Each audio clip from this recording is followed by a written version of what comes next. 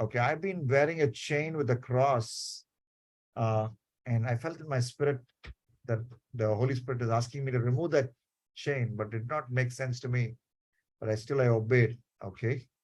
My question is, can God ask a particular person to do something which might not make sense and does not apply to another individual? Absolutely.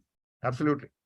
The calling upon my life, I felt I didn't hear the audible voice of God, but I felt God nudging me to be a missionary to the Google generation. There are many things I can do, but to be a communicator of His word to the Google generation, I feel God clearly directing me. So does it mean everybody should become a missionary to the Google generation? Absolutely not. I was in a funeral yesterday evening, and I met many of my colleagues with the ministry that I was formerly part of, Blessing Youth Mission. So these are excellent missionaries, and they've gone to interior villages and planted churches. They have gone to cities in North India where nobody likes to go and work for revival of those churches. That is their call, and I did that for 3 years of my life. But then when I was there, and even much before that, God kept putting a burden specifically for the Google generation. So I could not execute that when I was a staff there. So I had to leave. So it doesn't mean every staff has to leave BYM and become a Google generation missionary. Absolutely not. That was God's message for me. See, if God has told you to stop wearing a chain with a cross, and remove it, I'm open to that. I'm open to that. But again, if your question is whether wearing jewels is a sin, then that's another question. That's another big question. You read the book of James, 5 chapters, so you can read all the 5 chapters very quickly. But there you'll find that the leader of the church, as he writes the letter to that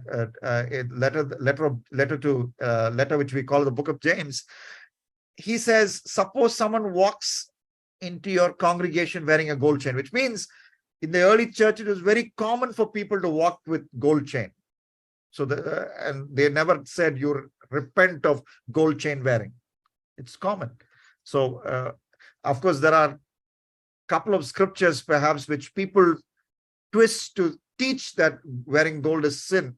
But I don't have time to take you through those scriptures, but one scripture says your beauty should not come from wearing gold or clothes and then other items. So if you quote that verse to say don't wear gold, then you should not wear clothes also. You should walk around naked. But we don't interpret that, right? So we don't take only things that are convenient. So if you use that verse to say that you can't wear gold, then that verse also says no, don't wear clothing. So what the thrust of that is, your heart should not be on these things, but your focus should be on inner beauty through the work of the Holy Spirit, through a growing love for Jesus.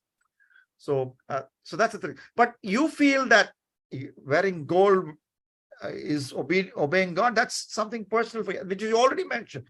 So which I want to congratulate you for. You already have understood that is God's word specific for you, and that is not something that you cannot make as a doctor. But thank you for that question.